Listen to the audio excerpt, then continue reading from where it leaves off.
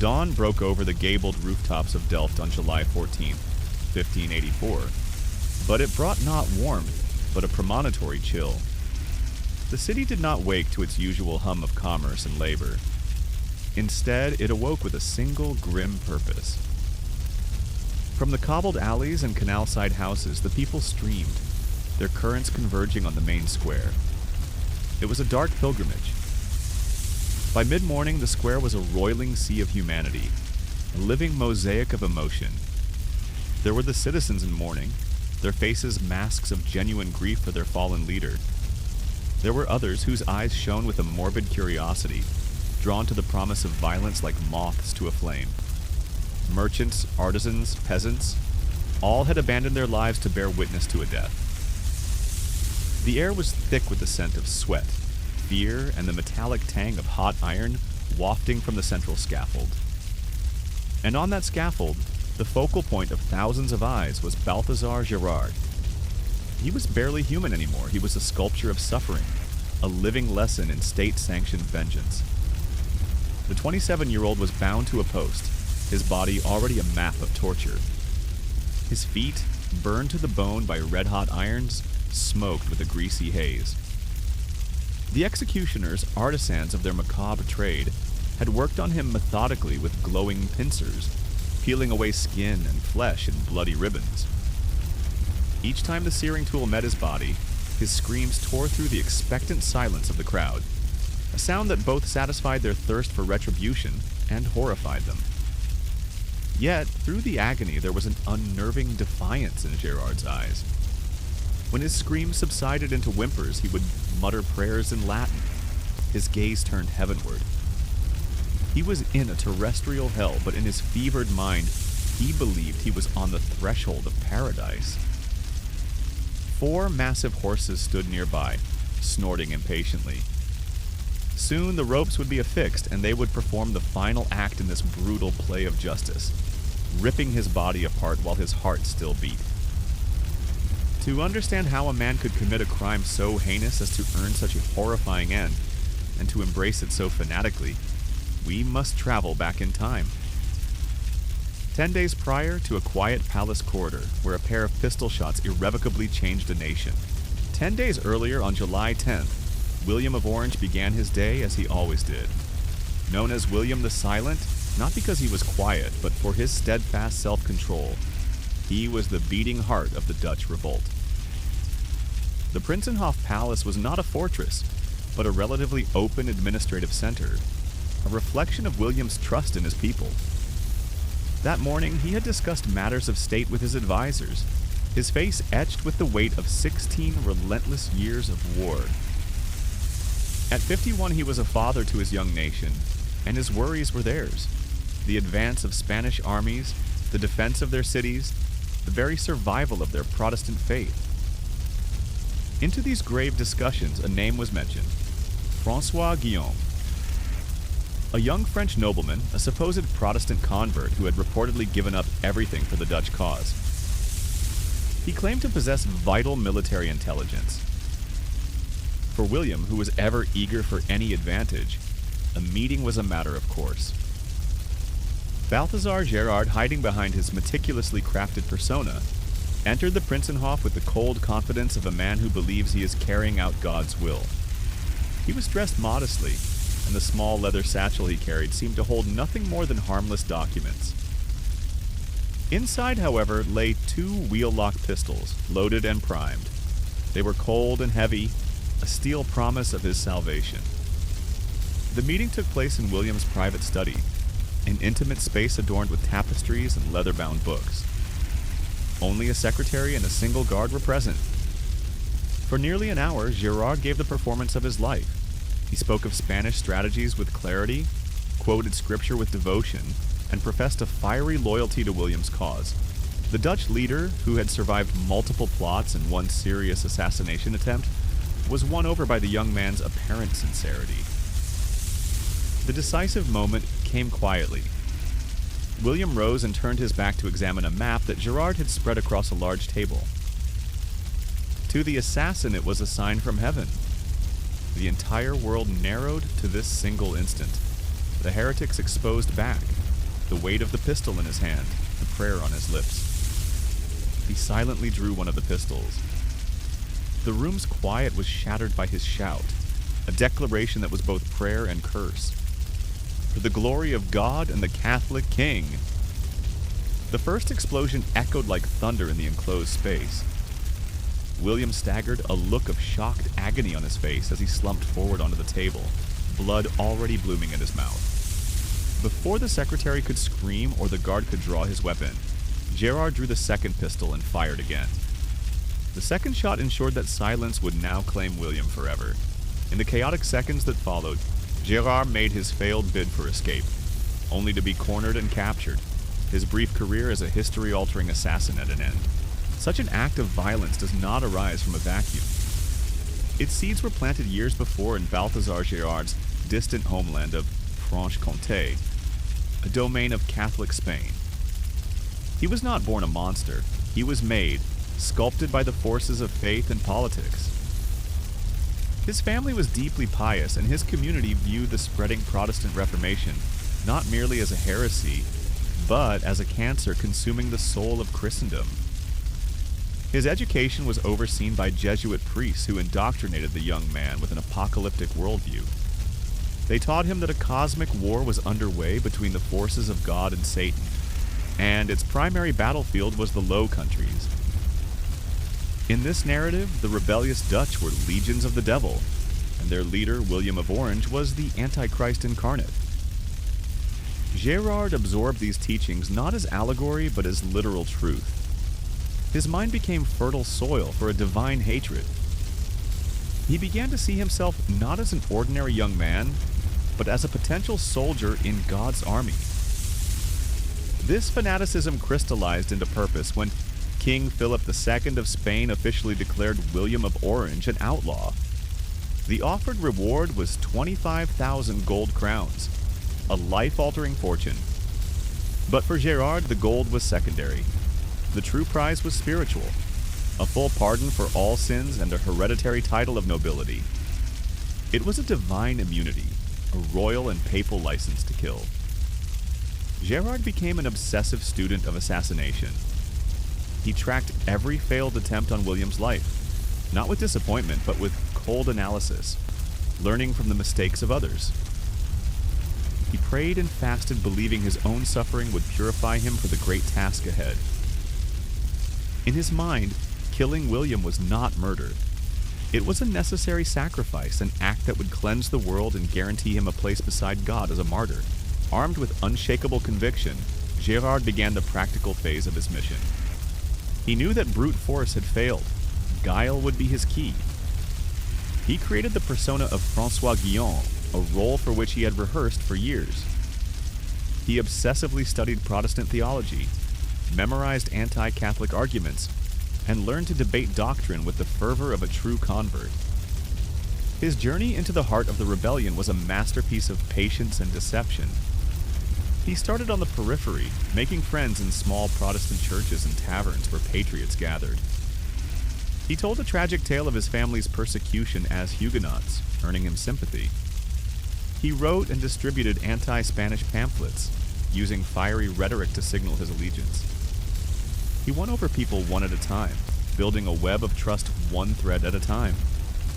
He lived in constant fear of exposure, but his fear was eclipsed by his conviction in his divine protection.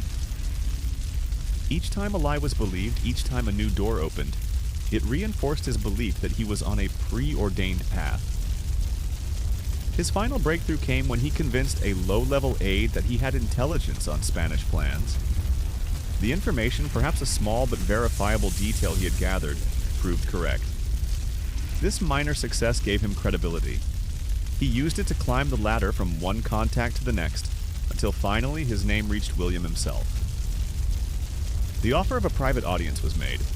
The spider had reached the center of the web, and its prey, noble and unsuspecting, had invited him in. Gérard's capture after the assassination unleashed the gates of hell.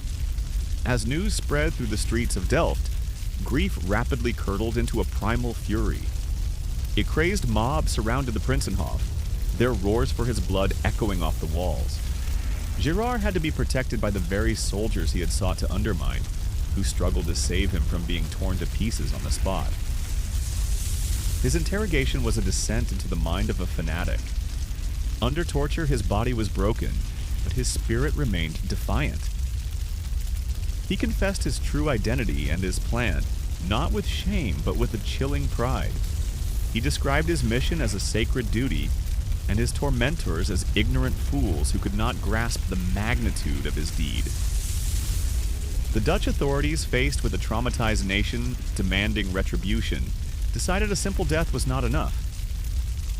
Gérard's execution had to be a national event, a lesson seared into their collective memory.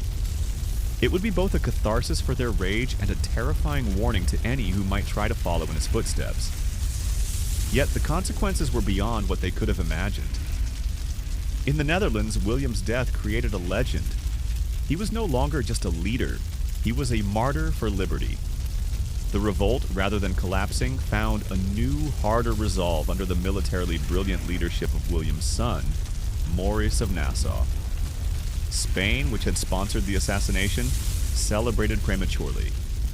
They had killed a man but created an immortal symbol, a banner around which the Dutch would rally with greater ferocity than ever before. Simultaneously, Gérard's execution created a second, darker legend. While his name became a curse in Protestant lands and the fanatical corners of Catholic Europe, ballads were composed praising his courage. To them, he was not a murderer, but a champion of the faith who faced down torture and death to strike at an enemy of God. He achieved immortality, but it was a dual immortality, revered as a saint and reviled as a demon. The story of Balthasar Gérard remains a chilling parable for our own time. It is a testament to how extremist propaganda can warp an ordinary man into an instrument of deadly violence. It shows how a single act by one individual, fueled by theologically justified hatred, can alter the destiny of empires. More than 4 centuries later, his life and death serve as a stark reminder of the terrible price paid when fanatical certainty replaces our common humanity, leaving a legacy of suffering that stains both the assassin and his victims for generations to come.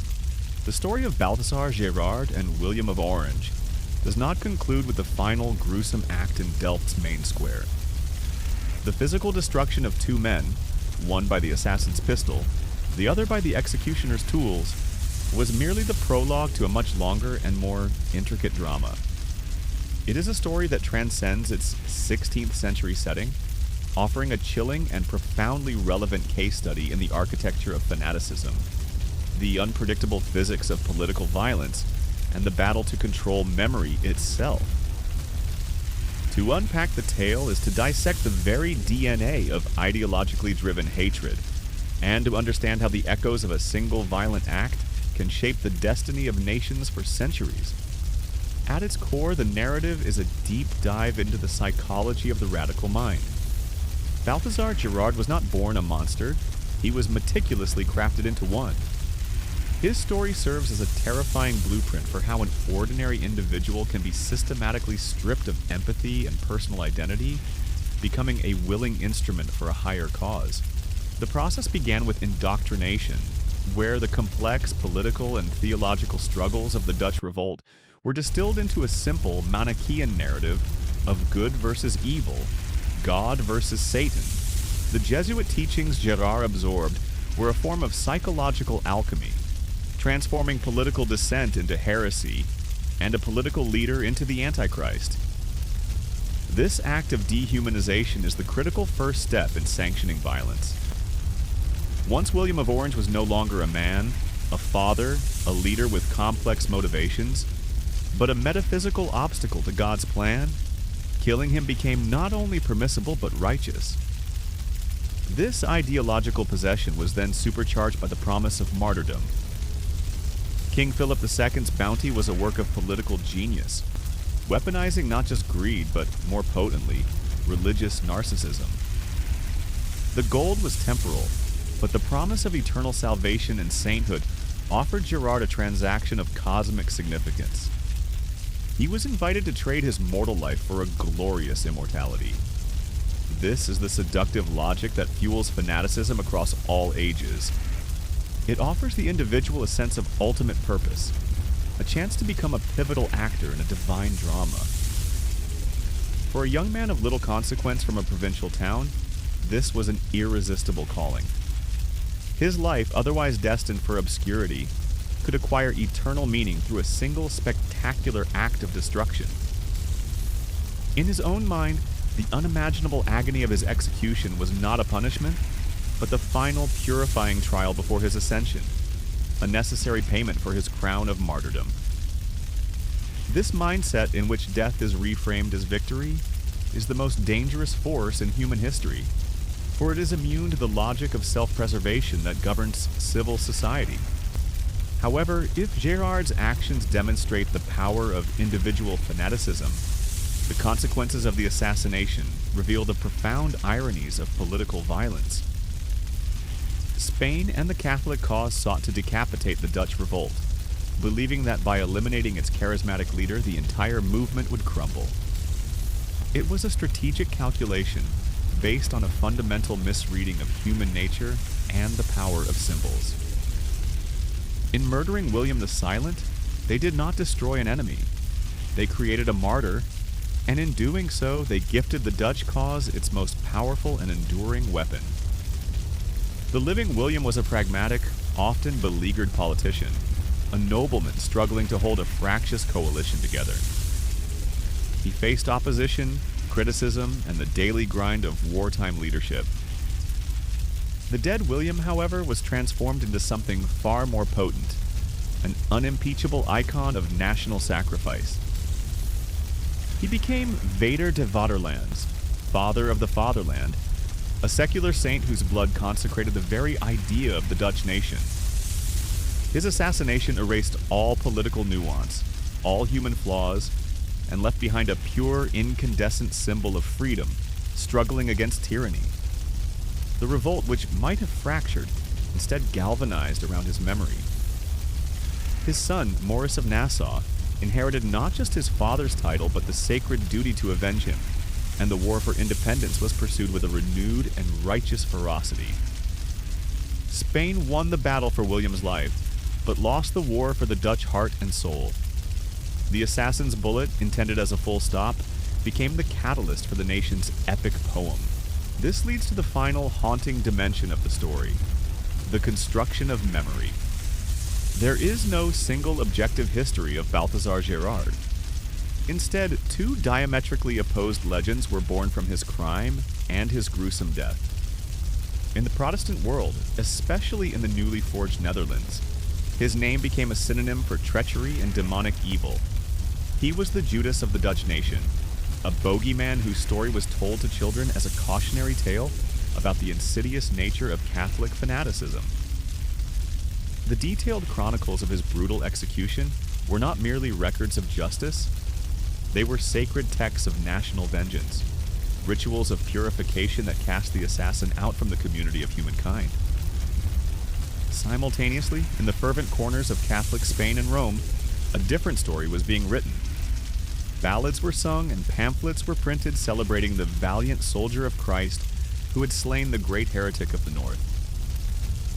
His horrific suffering during the execution was not seen as just punishment, but as a passion, mirroring the suffering of early Christian martyrs. He was lauded for his courage and his unwavering faith in the face of torture.